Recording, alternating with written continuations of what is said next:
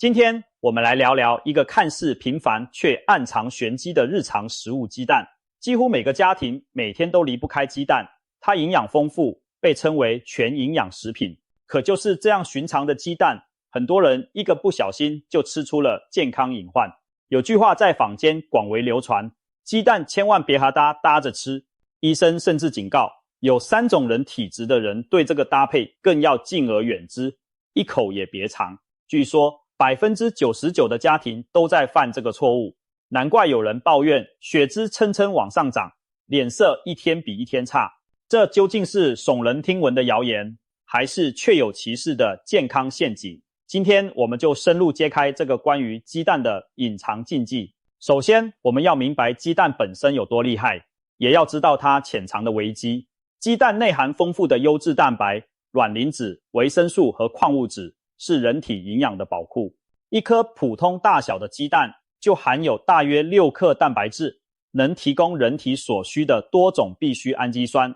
此外，蛋黄中富含卵磷脂和胆碱，有助于大脑发育和提高记忆力。很多人早餐习惯来个水煮蛋配杯豆浆，中午再喝个蛋花汤，鸡蛋几乎贯穿一日3餐。可以说，鸡蛋是我们健康饮食中当之无愧的明星。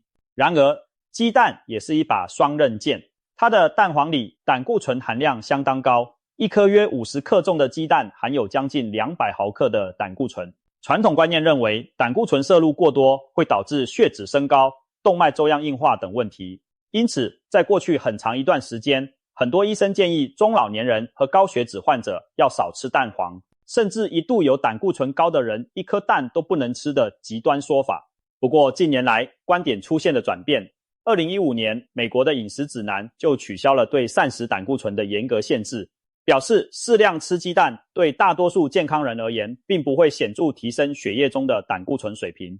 但这绝不意味着可以肆无忌惮的吃。鸡蛋怎么吃，和什么一起吃，人大有讲究。说到这里，你一定想问，鸡蛋不能和什么一起吃？那个汤，它汤到底是谁？卖个关子，这个它指的并非某种稀有食材，而是日常生活中非常常见的东西，常见到几乎每个家庭都可能把它与鸡蛋搭配，却浑然不觉地埋下了健康隐患。为了揭晓答案，我们不妨先翻一翻古人的智慧，再结合现代医学的发现，来看看有哪些鸡蛋死对头。早在几百年前，中医典籍就记载了一些鸡蛋的饮食禁忌。《本草纲目》中，李时珍提到，鸡蛋同兔肉食，成泻痢。意思是，鸡蛋如果和兔肉一起吃，可能引发严重的腹泻痢疾。古人还认为，鸡蛋不可与鹅肉同食，否则也会伤身致病。这些说法听起来有些玄乎，其实背后隐藏着一定的道理。兔肉、鹅肉性味甘寒，而鸡蛋营养丰富，偏滋补。一寒一补搭配可能导致肠胃不和、消化不良，所以古人干脆提醒大家别把它们混着吃。另外一个广为人知的禁忌是鸡蛋剂与白糖同煮。不少地方有产妇坐月子喝糖水荷包蛋的习俗，就是把荷包蛋放在红糖水或冰糖水里一起煮。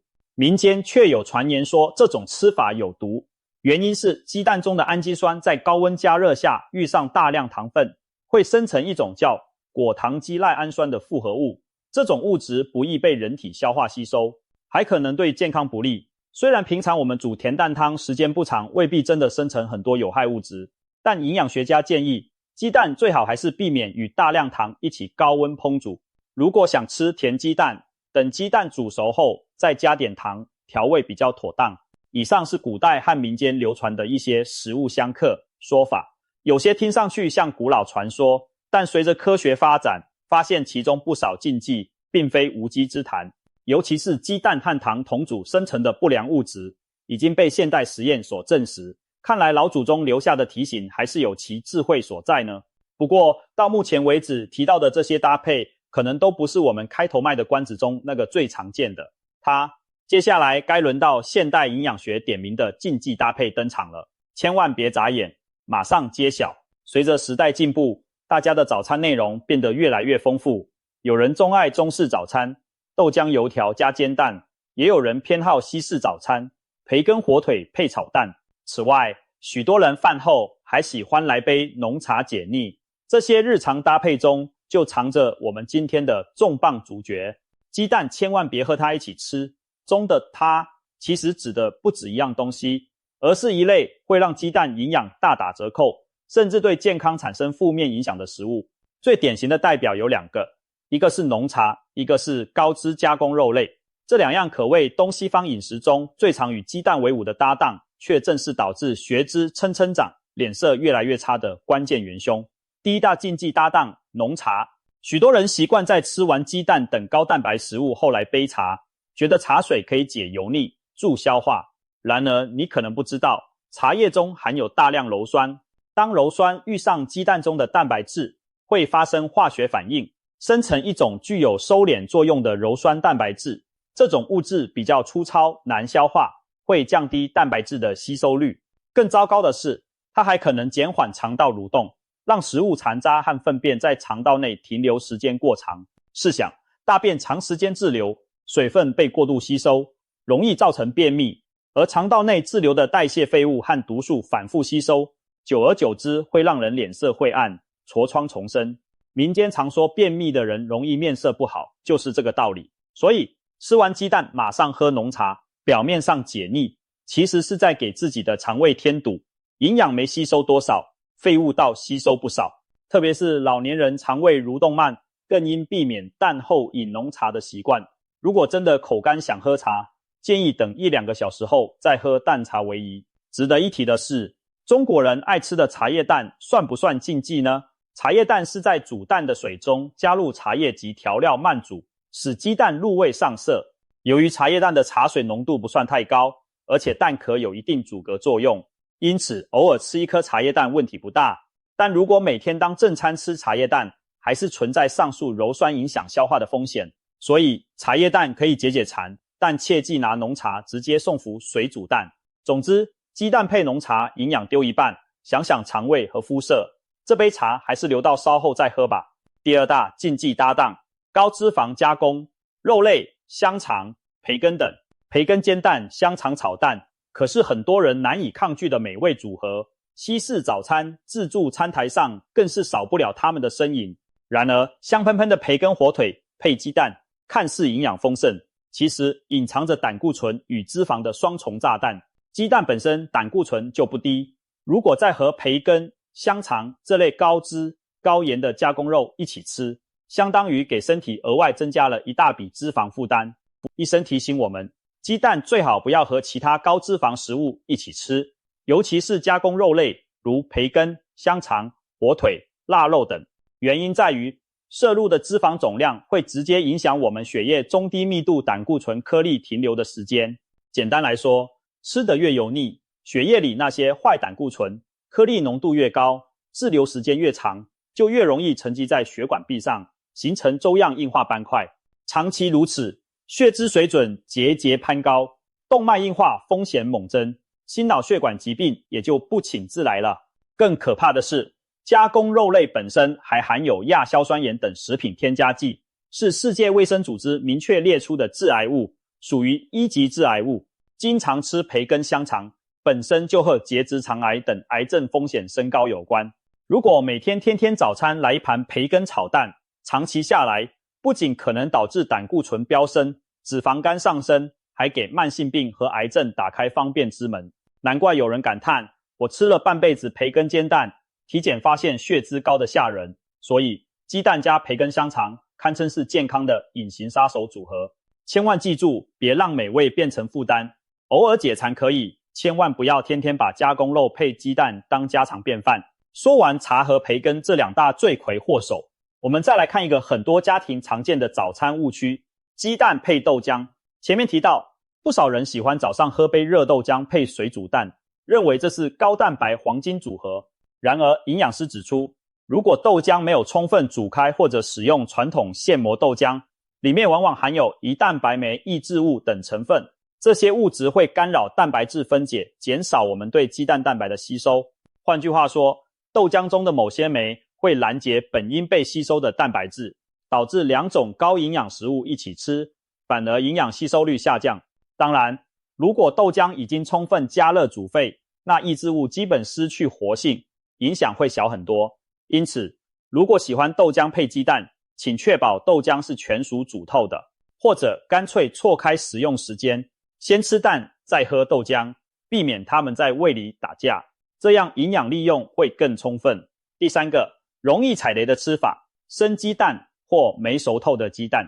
虽然这不属于搭配禁忌，但也必须特别强调一下，民间有些传言说生吃鸡蛋更营养，蛋黄半生不熟，溏心状口感好，甚至一些健身爱好者喜欢生鸡蛋搅牛奶，一口闷下去补充蛋白质。其实生吃鸡蛋的危害非常大。首先，生鸡蛋可能带有沙门氏菌等致病菌，鸡蛋从母鸡体内产出时，往往会被粪便污染表面，细菌还可能透过蛋壳微小气孔进入蛋内。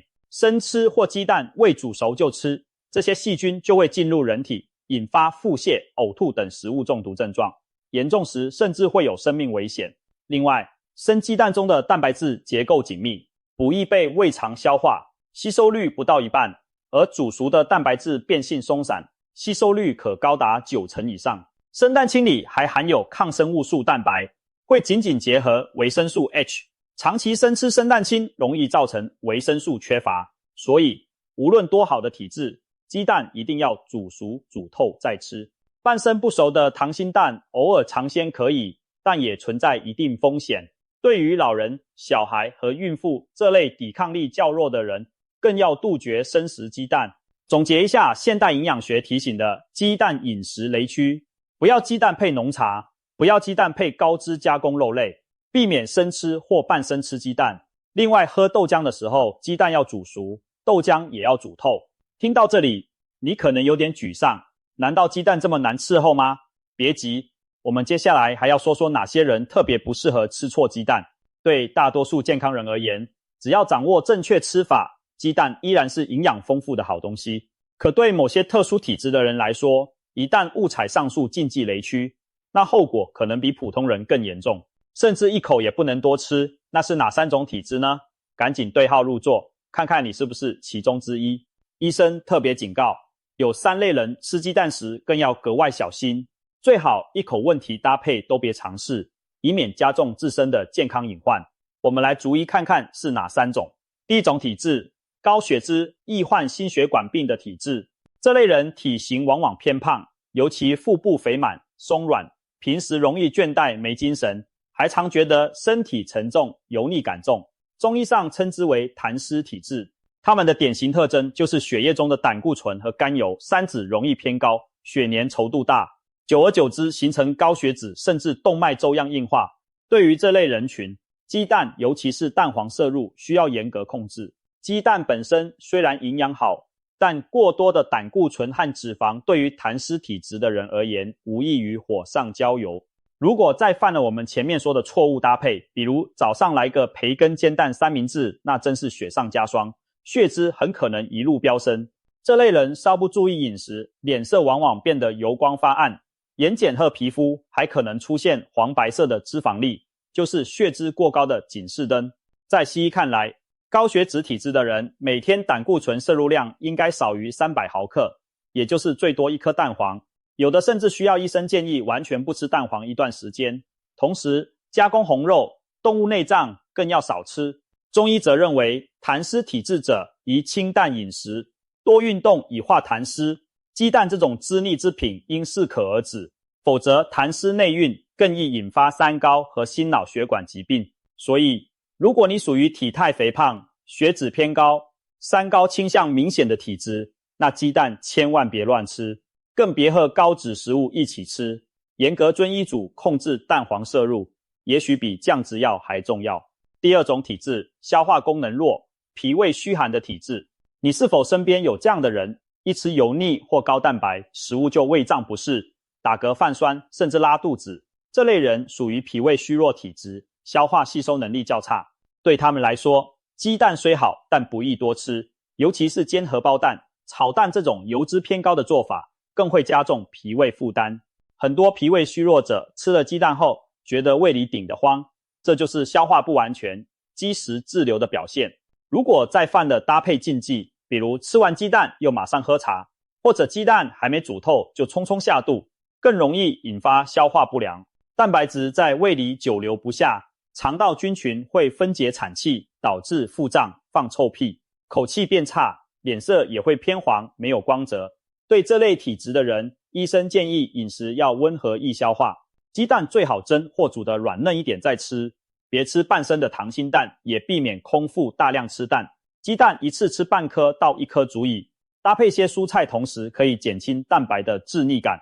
如果脾胃特别虚寒的人，甚至可以在医生指导下暂时忌口鸡蛋，等调理好肠胃再少量进食。毕竟吃下去不消化也是浪费，还伤害脾胃元气。对这类人而言，鸡蛋不是不能吃，但一定要讲究烹调方式和进食时机，宁少不多，否则吃再多营养也是负担。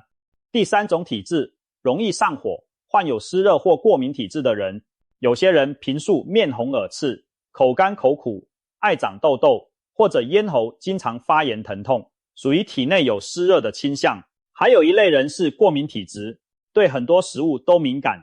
这2类人群在中医看来都属于实热体质的一种表现，也可以说是易上火的类型。对于他们，鸡蛋这种营养滋补的食物，有时反而可能是诱发问题的导火索。传统观点把鸡蛋归类为发物之一，意思是鸡蛋富含营养，会助长体内潜伏的某些病症。比如一个人正在长青春痘、湿疹等皮肤炎症，过多进食鸡蛋可能让痘痘更加红肿难消。又如有人感冒咳嗽且痰多，吃了鸡蛋后痰更粘稠，难以咳出，咳嗽反而加重。在过敏体质者身上更是如此，他们的免疫系统容易把鸡蛋内的蛋白质当敌人，引发荨麻疹、皮肤痒甚至呼吸困难等过敏反应。因此这类体质的人在发病或上火期间，最好一口鸡蛋也别吃，至少要暂时忌口，等火气消了，病好了，再适量恢复鸡蛋也不迟。比如孩子发烧或严重咳嗽时，民间常说先别给他吃鸡蛋，正是因为担心蛋白质不好消化，助长体内热邪。这种说法并非全无道理，特定情况下清淡饮食的确有助于身体恢复。当然对一般健康人而言，鸡蛋并不会平白无故让你上火生病，重点在于适量。但如果你恰好属于易上火和过敏的敏感体质，就需对鸡蛋保持敬畏，别贪嘴多吃，更别错把鸡蛋当补药，否则补过头反伤身。总而言之，高血脂的、脾胃虚的、湿热过敏的这3类人是吃鸡蛋的高危人群，他们往往从鸡蛋中获益少，出问题的几率倒比常人高许多。对他们来说，一口搭配不当的鸡蛋可能就引发不适甚至疾病。所以医生才反复强调，这3种体质的人一定要严防误区，必要时宁可不吃也不要吃错。听了这么多禁忌和吓人的后果，可能有人开始纠结，鸡蛋到底还能不能好好吃早餐了？我是不是干脆不吃鸡蛋比较安全？别误会了，鸡蛋作为物美价廉的营养食材，只要吃得对，照样是健康加分。关键就在于掌握正确的方法和搭配。最后，我们来分享几条吃蛋护身的小贴士，让大家既享受美味，又收获健康。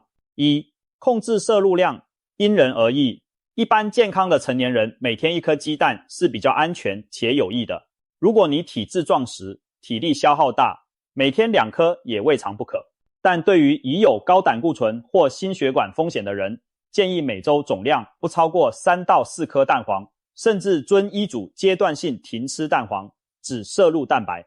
要知道，我们的身体自己也会合成胆固醇，如果饮食中摄入太多，身体负担会很重，所以吃蛋一定别过量，日蛋鸡蛋10枚绝不可取。2. 鸡蛋一定煮熟煮透，切勿生吃鸡蛋，更不要贪图半生不熟的口感而让蛋黄蛋白成液态。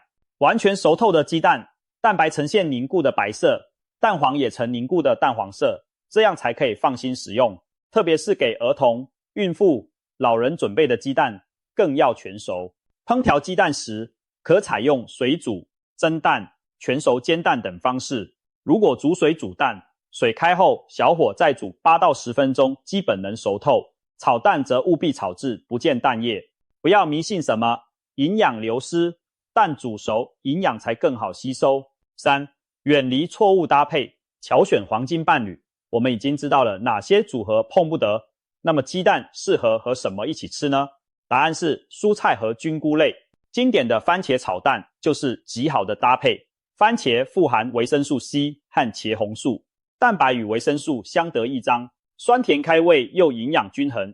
同理，用菠菜、青椒等绿叶蔬菜来炒蛋，能补充膳食纤维，促进肠道蠕动，弥补鸡蛋缺乏维生素 C 和纤维的不足。鸡蛋还可以和香菇、木耳等菇类一起煮，例如蛋花汤里加点蘑菇，不仅提鲜，还能增加多糖体等免疫营养。相反，千万别再用培根、香肠这类加工肉当鸡蛋拍档了，改用鱼肉片、瘦肉丝搭配蛋炒，也能提升风味且更健康。另外，吃完鸡蛋后如果觉得嘴里腻，可以咀嚼几片生菜叶或喝点白开水漱口，别急着灌浓茶。餐后1小时可以喝些淡茶或柠檬水，帮助消化又不妨碍营养吸收。4. 注意进食时机，不要空腹乱吃。很多人喜欢早晨空着肚子先吃煎蛋、水煮蛋，其实空腹大量吃高蛋白并不是好主意。空腹时胃酸浓度高，蛋白质一下肚可能刺激胃酸分泌更多，容易导致胃灼热或不适。而且空腹吃蛋可能特别腻，会引起反胃恶心。最好的方式是先喝点温水或小米粥垫垫胃，再吃鸡蛋。晚上临睡前2小时则不宜吃蛋，以免增加肠胃负担，影响睡眠。有胃食道逆流困扰的人更要避免睡前进食任何蛋白质丰富的食物。总之，把鸡蛋安排在3餐正餐中食用，让其他食物一起帮助消化吸收，是比较科学的选择。说了这么多，终于可以安心吃鸡蛋了吧？回顾一下，我们破解了鸡蛋的多个隐藏陷阱：不和浓茶同饮，不和培根香肠同吃，别生吃，量适当。特别提醒3种特殊体质的人更要小心谨慎。其实养生的最高境界在于均衡，任何食物都有两面性，吃对了是补品，吃错了变负担。鸡蛋也是如此，只要我们掌握了正确的方法，鸡蛋依然是物美价廉的优质营养资源，完全不必谈蛋色变。最后，希望每一位听完这篇文案的朋友都能做一个吃蛋达人，该避的雷一个不踩，该得的营养一分不少。从明天早餐开始，就按照我们说的健康搭配来试试吧，让鸡蛋真正成为您的健康好伙伴，而不是埋伏在餐桌上的隐形杀手。记住，聪明吃蛋，健康常伴。祝大家都能拥有聪明饮食带来的好血脂和好气色。